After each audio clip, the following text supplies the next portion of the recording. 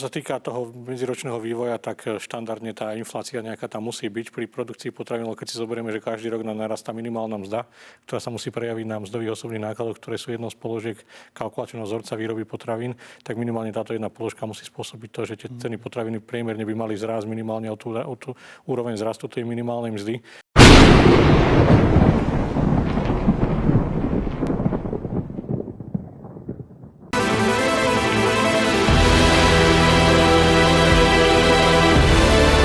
U niektorých je výraznejšie miere vstupuje tá cena práce a je to rôzne, lebo vlastne keď sme spomínali tých pekárov, tak tam vlastne je dosť výrazná aj tá cena práce, ktorá sa navýšila aj z toho dôvodu, že keď si zoberieme, tak keď narastie minimálna mzda, tak narastajú aj tie príplatky za nočné a za víkendy, kde je tam v